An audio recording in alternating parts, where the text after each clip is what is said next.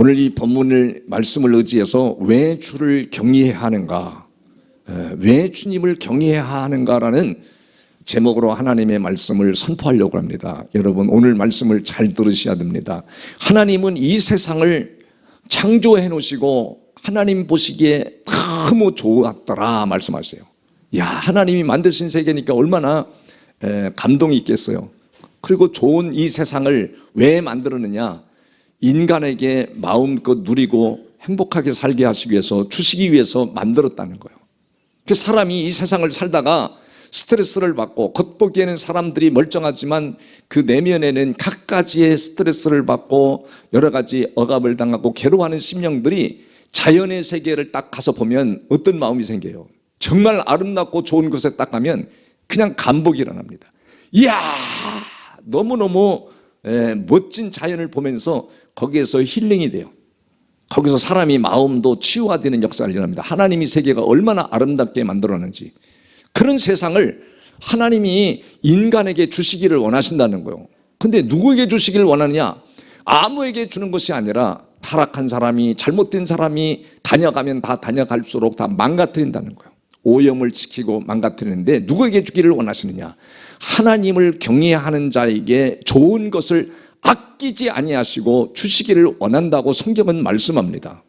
누구에게? 하나님을 경외하는 자들에게. 여러분, 재산이 많은 부자가 자기 자식이 방탕하고 타락하면 그 자식에게 줄까요? 아니요. 조금은 떼어줘요. 살 수 있도록은 떼어줘요. 그러나 부모에게 잘 공경하고 효도하고 또 자기를 잘 겸비해서 잘 갖춘 자식에게 기업을 물려주기를 원하잖아요. 세계의 역사가 그렇고 우리나라 역사도 그래요. 자식이 아무리 큰아들이 할지라도 큰아들이 타락하고 방탕하면 안 줍니다. 그냥 먹고 살 수 있는 재산을 조금 줄 수는 있지만, 부모에게 잘하는 자, 부모를 공경할 줄 아는 자, 더 나아가서 자기의 내면과 모든 삶의 실력을 겸비한 자식에게 물려줘야 그 기업이 튼튼하고 잘 나갈 수 있어요. 하나님도 마찬가지입니다.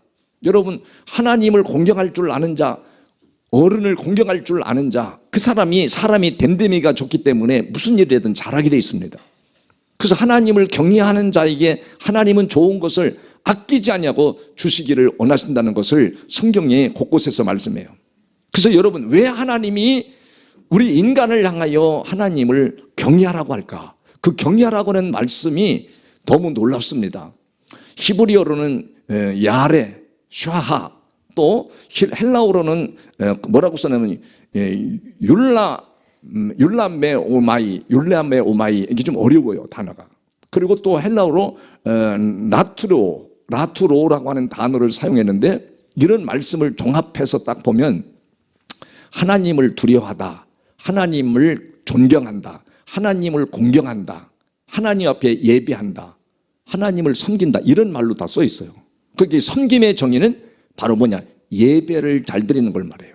하나님을 공경하는 삶, 하나님을 존경하는 삶, 이런 삶이 다 예배와 연관이 있습니다. 하나님은 이 세상에서 모든 사람이 삶의 현장에도 열심히 살아서 하나님을 높이면 영광을 받으시지만, 가장 위대하게 영광을 받으시는 시간이 바로 예배하는 시간이에요. 그래서 하나님은, 첫째, 하나님은 어떤 자에게 복을 주시느냐? 하늘의 복을 받은 사람들에게 하나님의 복을, 세상의 복을 아낌없이 주신다는 거예요. 여러분, 하늘의 복이 바로 뭐냐? 하늘의 복이 바로 하나님을 경외하는 복인데, 하나님께 영광을 돌리는 복인데, 그게 바로 첫 번째가 예배하는 거예요. 예배는, 이거는 하늘의 복입니다. 하늘의 복. 세상의 복이 아니라 하늘의 복이요. 여러분, 하늘의 복을 받은 사람이 어떻게 되는가? 여러분, 하나님은 하늘의 복을 받은 사람이 예배를 드릴 때 그 예배를 하나님의 영광을 받으십니다.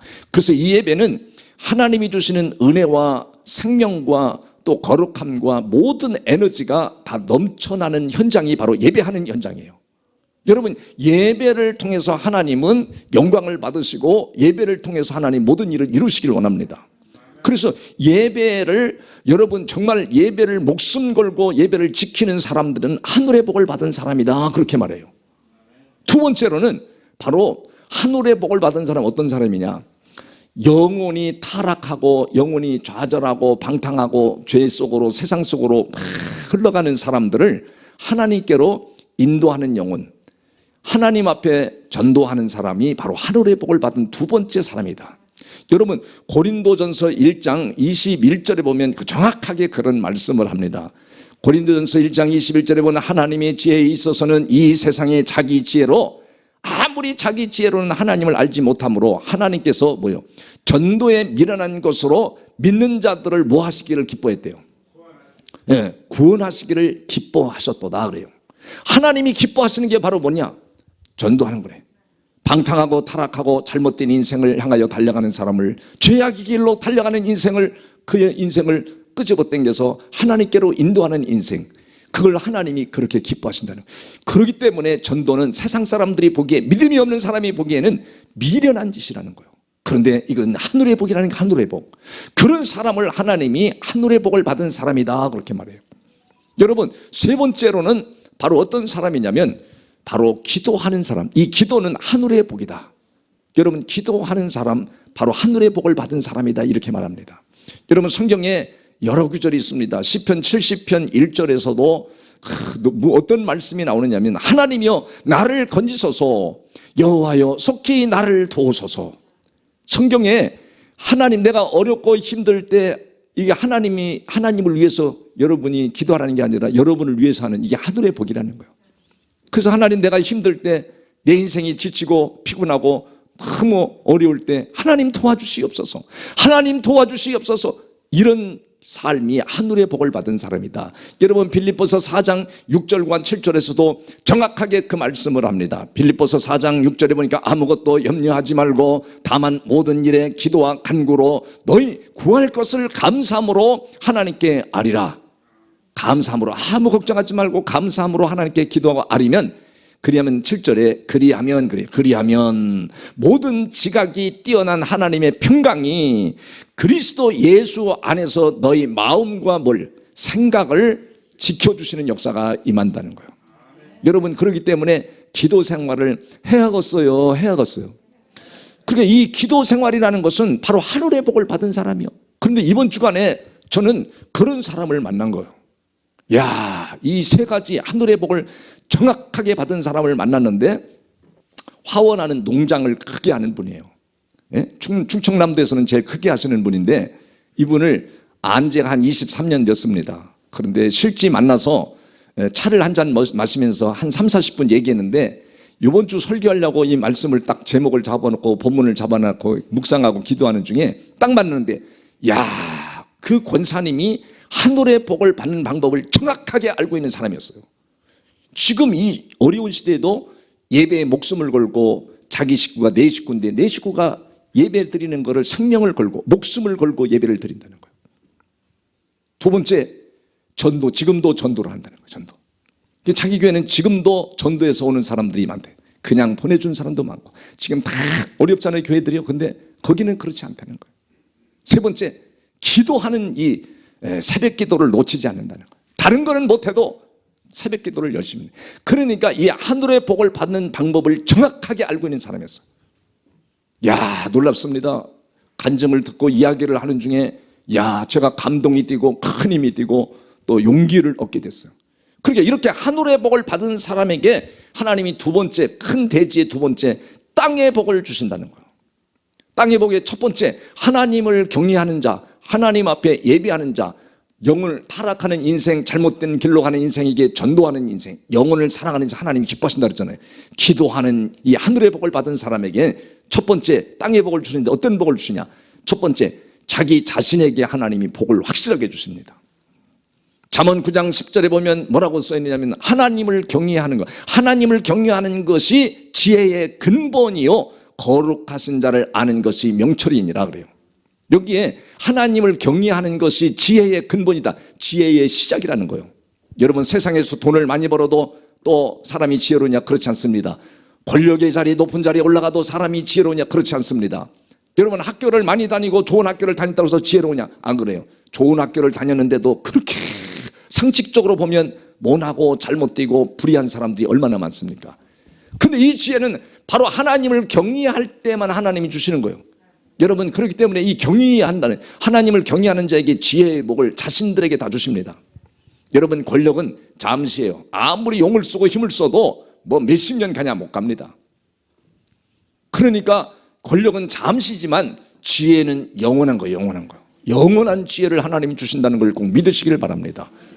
또 어떤 복을 자신에게 주느냐. 잠언 22장 4절에서 보면 겸손과 여호와를 경외함의 보상은, 보상, 하나님이 겸손한 마음으로 여호와를 경외하는 자들에게 보상을 반드시 준대. 그게 뭐죠? 재물과 영광과 생명의 복을 준다는 거예요. 하나님이 재물의 복을 주실 뿐 아니라 영광, 사람들에게 야 대단하십니다, 권사님 대단하십니다, 야 정말 제가 권사님 만나서 대화하면서 큰 용기를 얻었습니다, 성경에 보는 한 더 깊이 들어가는 이 은혜를 받은 거예요. 야 대단하십니다, 영광을 받는 거죠. 사람들에게 영광을 받아. 하나님 그렇게 만드신데, 생명이라는 것은, 죽어가는 생명은요, 이 지금 꽃꽂이가 다음 주 한 주만 더 가면 이게 시들어 버립니다. 그럼 복이 추액, 가차없이 쓰레기통에 들어가 버려야 돼요. 그게 생명은 아름다움을 말해요. 생명은 열매를 말하고 싱싱함을 말하고 사람들에게 희망을 줘버립니다. 그러니까 여러분, 생명은 아름답게 하시오. 그래서 사람이 아름다움이 풍겨지면 꽃이 아름다우니까 벌들이 날아오는 것처럼 좋은 것들이 자꾸 생겨진다는 거. 여러분, 하나님을 경외하는 자들에게 보상은 반드시 하나님이 재물을 주실 뿐 아니라 더 나가서 영광과 뭘 줘요? 생명의 축복을 준다는 거예요. 이번 주에 저는 또 안중에 있는 요양원 목사님을 만났어요. 만나서 이야기를 들었는데 자기를 자랑한 적은 처음이래, 저한테. 그래서 목사님 만난 것이 자기는 복이고, 나도 그 사람 만난 게 참 은혜고 복이다. 좋은 사람을 만나면 그렇게 힘이 되고 복이 돼버려요. 요양원을 하는데, 요양원을 자기는 돈 벌려고 하는 게 아니라 돈을 하나님이 엄청나게 줘버리더래. 그래서 하나님께 영광을 돌리고, 또 연약하고 힘든 자들에게 섬기고 그들을 도와주기 위해서 자기는 요양을 한다는 거예요. 이런 마인드를 딱 가진 사람을 나는 처음 봤어요. 그 가서 보니까 너무 막 지상 낙원이야. 에덴 동산처럼 해놨어. 하나님이 물질의 축복은 뭐 달라고 안 해도 막 줘버린대. 이루 말할 수가 없어요. 그러니까 여러분, 반드시 하나님을 경외하는 자, 하늘의 복을 받은 자는 땅의 복도 하나님이 주신다는 걸 꼭 믿으시기를 바랍니다. 두 번째로는 바로 누구에게 주시기를 원하느냐? 바로 자식에게 하나님 복을 주신다는 거예요. 여러분, 시편 112편 1절과 2절에서 보면 어떻게 말씀이 나오냐면, 할렐루야, 여호와를 경외하며 그의 계명을 크게 즐거워하는 자는 뭐가 있다고 그래요? 복이 있도다. 2절에 보면 그의 후손이 땅에서 어떻게 된대요? 강성하게 된대. 강성하게. 후손이 땅에서 강성하며 정직한 자들의 후손에게 복이 있으리로다. 바로 하나님을 경외하는 사람들에게는 반드시 자녀들이 뭐요? 땅에서 강성한 역사가 일어나는 축복이 일어납니다. 반드시 잘 되는 역사가 일어납니다. 그 자녀들이 잘 되는 얘기들 들어보면 끝이 없어요. 또 여러분, 동창회를 갔더니, 동창회, 이게 실화라고 그래요. 동창회에 갔는데 동창들이 막 앉아가지고 자기 남편이 돈 잘 버는 남편 변호사를 만나가지고 한 달에 2천만 원씩 자기 용돈을 준다는 거예요. 벤츠를 끌고 와가지고, 야 오늘 저녁 내가 다 살게, 걱정 마라. 다 저녁 자기가 산다는 거예요.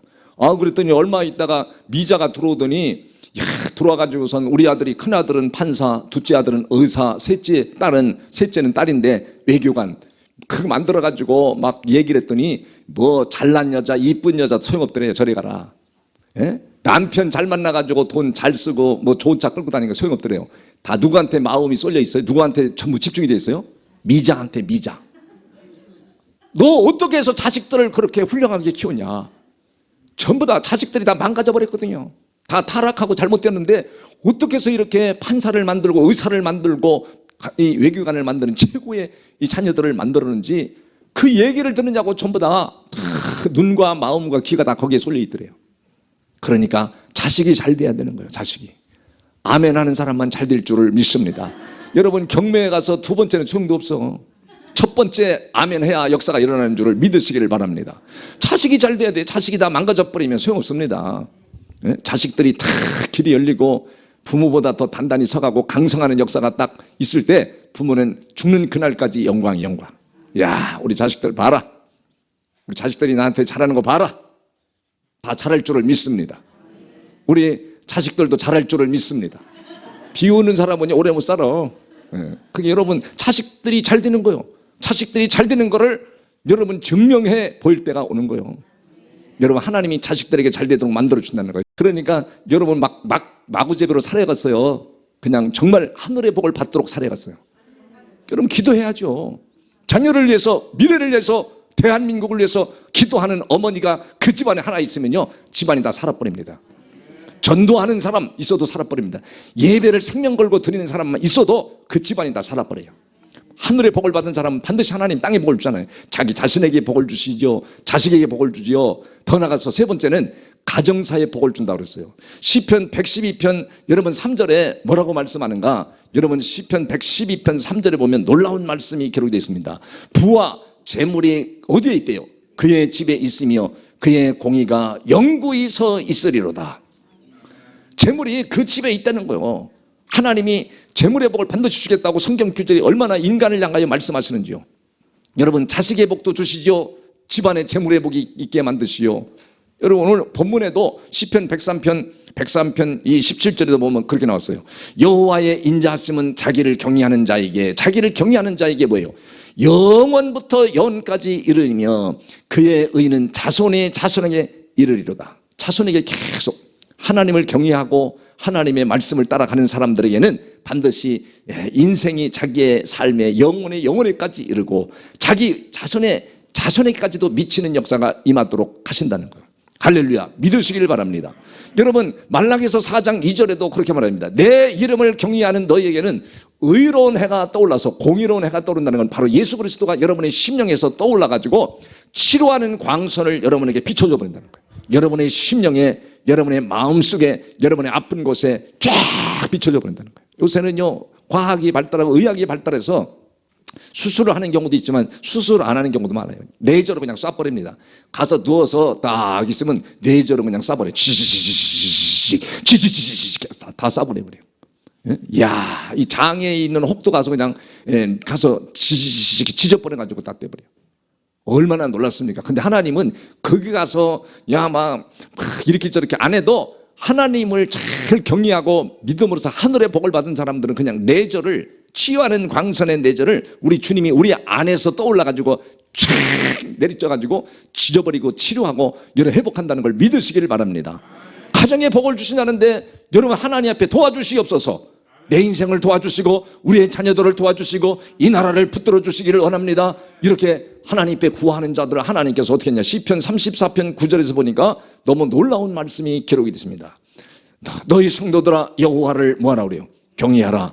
그를 경외하는 자에게는 뭐가 없대? 부족함이 있어요 없어요? 부족함이 없도다. 부족함을 못 느끼고 살게 만들어 주신다는 거예요. 여러분 하늘의 복을 받고 땅의 복을 완벽하게 받는 방법을 아는 사람들이 얼마나 많은지. 그런 사람 만나면요 에너지가 막 생동합니다. 막 용기가 야, 어떻게 이렇게 믿었을까? 야, 어떻게 이렇게 믿음 생활을 바로 했을까? 여러분 이런 사람들이 교회 안에 있을 때 교회가 탄탄하고 가정이 있을 때 가정이 탄탄하고 견고해지고 반석에 세워지는 경우가 일어난 줄을 믿으시기를 바랍니다. 여러분 이 시편 34편 10절에도 젊은 사자가 궁핍하여 줄일지라도 여호와를 찾는 자에게는 부족함이 없도록 한다는 거예요. 자, 모든 좋은 것에 부족함이 없도록 만들어준다고 하잖아요. 젊은 사자는 여러분 젊은 사자가 기근을 통해서 환경을 통해서 짐승을 못 잡아먹고 굶주리고 배고픔을 느끼고 그럴 수 있다는 거예요. 그런데 여호와를 찾는 자들에게는 모든 좋은 것에 부족함이 없도록 만들어 준다는 거예요. 여러분 이 믿음 가지고 여러분이 하늘의 복을 받고 땅의 복을 다 겸비해서 받는 여러분이 많으시기를 주의 이름으로 축복합니다.